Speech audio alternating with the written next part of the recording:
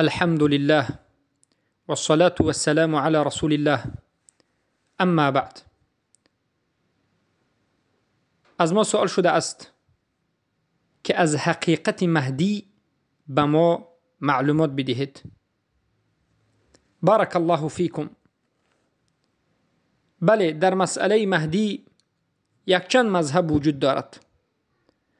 حتی یهود و نصارا هم به مهدی که خودشون اعتقاد دارند و خودشون ساخته اند و بافته اند و او را مهدی میگویند اعتقاد دارند. یهود و نصارا اعتقاد دارد که در آخر الزمان به اونها یک مهدی می آید، یک نجات دهنده می آید که مسلمانان را قتل عام می کند و این دنیا را همه به یهود و نصارا و بالخصوص به یهود می بخشد و اونها می گویند که این نجات بخشنده یهودها است و این مهدی اونها است، که البته این دجال است. مهدی یهودی ها این دجال است. بارک الله فیکم. دجالی که در آخر الزمان می براید و البته که فتنه را به تمام سرزمین پهن می کند و بخصوص مسلمان ها را برای فریب و نیرنگ و حله به شرک و کفر دعوت می نماید. و مذهب دوم البته مذهبی بگویم اعتقادی نصارا هست. اهل کتاب نصارا هم اعتقاد دارد که مهدی اونها عیسی است و قسمی از اونها اعتقاد دارد که عیسی باز می گردد و البته اونها را نصرت می دهد و اونها هم به همین معنای مهدی می فهمند. این اعتقاد مشرکین از اهل کتاب بود. اما اعتقاد کسانی که خود را به اسلام نسبت می دهند به مانند رافضه ها می گویند مهدی ما تولد شده است. 1250 و 1300 سال شده است که مهدی رافضه تولد شده، در عراق در غار سمرا زندگی دارد. رافضه ها میگویند وقتی که مهدی تولد شد در سن 5 سالگیش به درون یک غار داخل شد که نام غار سمرا هست و تا به حال مدت 1280 یا که مدت 1300 سال هست که در درون غار انتظاری خروج شدن دارد. و البته حقیقت عقیده رافضه نسبت مهدی این همون عین عقیده یهود است که یهود ها هم میگوید وقتی که مهدی می براید همه مسلمان ها را میکشد. رافضه ها هم میگوید وقتی که مهدی ما برآمد انتقاممان را از اهل سنت و از مسلمین میگیریم و مسلمان ها را قتل عام میکنیم. البته که مهدی رافضه ها این همون دجال است. مهدی رافضه ها این همون دجال است که به دجال یهودی ها و رافضه ها پیروی میکنند. حتی در حدیث آمده است که یتبعه 70,000 من یهود اصفهان، 70,000 از یهود اصفهان به دجال پیروی میکنند. یعنی در اصفهان امروزه یهودایی که هست و رافضه هایی که امروز عقیده یهودی دارند.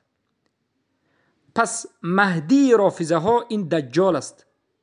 مهدی البته اهل کتاب از یهود و نصارا هم این دجال است.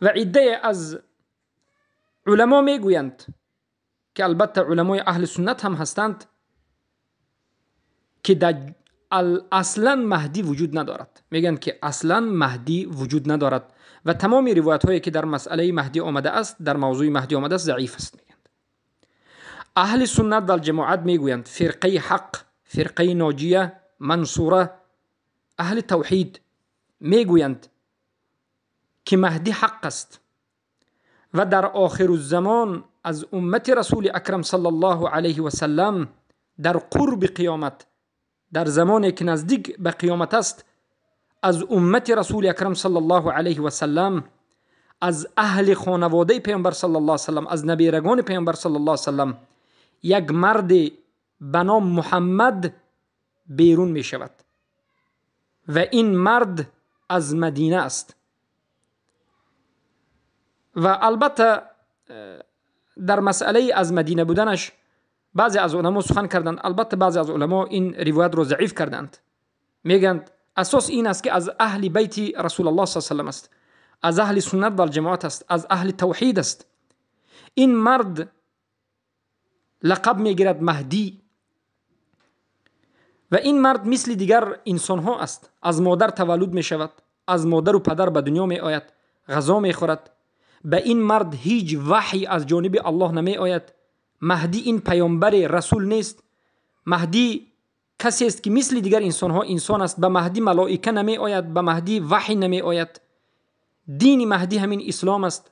مهدی امت رسول الله صلی الله علیه و سلم است و مهدی هم پایبند به قرآن و سنت به فهم سلف امت است و مهدی هم مثل دیگر انسان ها وظیفه دار است، مأمور است که به قرآن و سنت با فهم سلف امت عمل بکند. مهدی هم مثل دیگر انسان ها علم می آموزد، توحید می آموزد، عالم می شود و مجتهد می شود. و البته مهدی یک انسان صالح و مصلح است. بارک الله فیکم. این مهدی از نظر اهل سنت و الجماعت است که همین مرد صالح، همین مردی که عالم آموخته است و علم آموخته است و عالم شده است، مردی یک مجتهد، وقتی که غم امت را میخورد همه امت به او بیعت میکنند و بعد از این به شام می آید و در شام برای پیشرفت امت با کفار می جنگد و البته که خلیفه اسلام را دوباره زنده می کند. و البته روایت های هست که پیش از مهدی آمدن هم در شام یک دولت به وجود می آید و اون همه بیعت می کنند به مهدی و با همراهی مهدی باز امت را اصلاح می کنند. این مختصر است. اما حدیثی که در این باب آمده است حدیثی صحیح است و علما البته حسن میگن، حسن الصحیح.